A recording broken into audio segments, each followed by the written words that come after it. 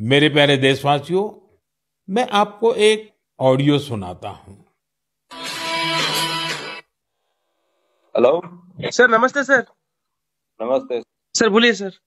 देखिए, ये जो आपने एफआईआर नंबर मुझे सेंड किया है, इस नंबर के खिलाफ 17 कंप्लेंट्स हमारे पास। आप ये नंबर यूज कर रहे हैं?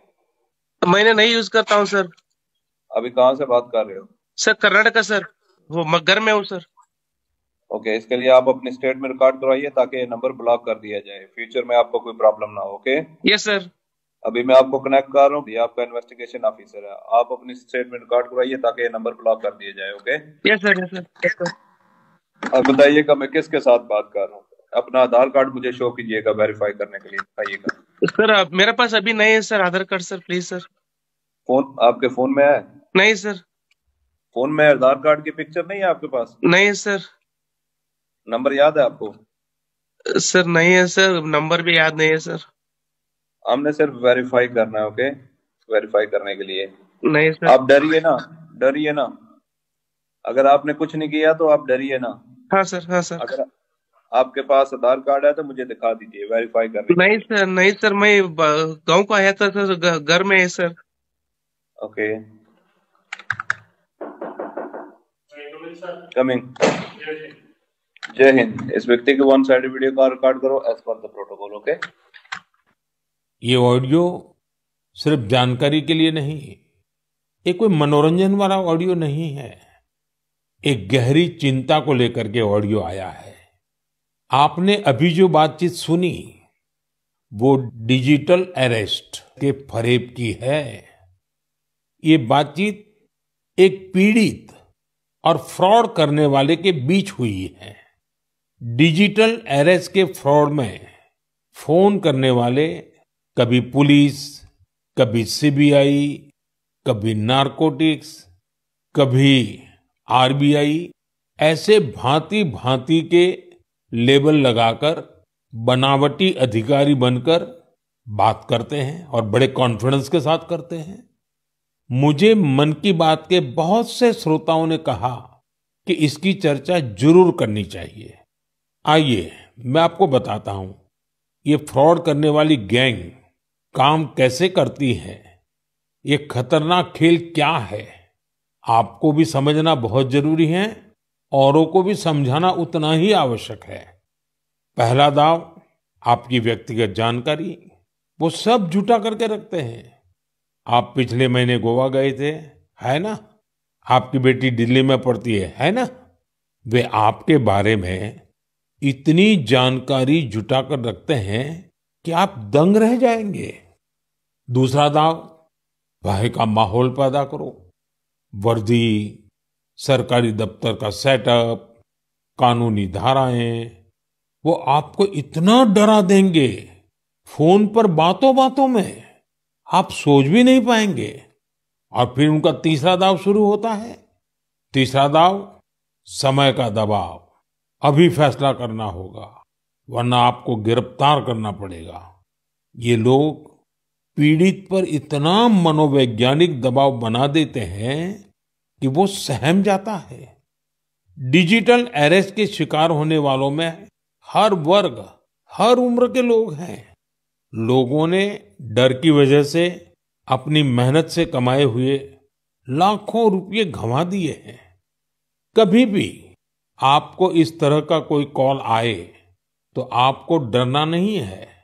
आपको पता होना चाहिए, कोई भी जांच एजेंसी फोन कॉल या वीडियो कॉल पर इस तरह पूछताछ कभी भी नहीं करती। मैं आपको डिजिटल सुरक्षा के 3 चरण बताता हूं। ये 3 चरण है: रुको, सोचो, एक्शन लो। कॉल आते ही रुको, घबराए नहीं, शांत रहे, जल्दबाजी में कोई कदम न उठाएं, किसी को अपनी व्यक्तिगत जानकारी न दें। संभव हो तो स्क्रीनशॉट लें और रिकॉर्डिंग जरूर करें। इसके बाद आता है दूसरा चरण। पहला चरण था रुको, दूसरा चरण है सोचो।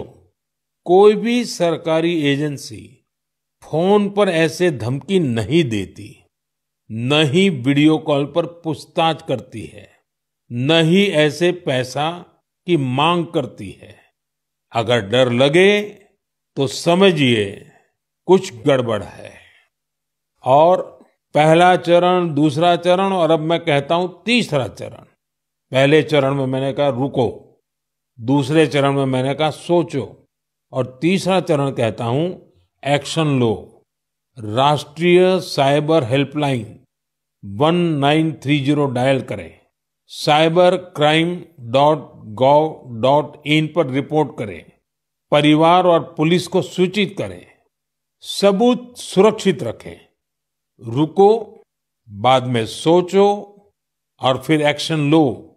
ये 3 चरण आपकी डिजिटल सुरक्षा का रक्षक बनेंगे।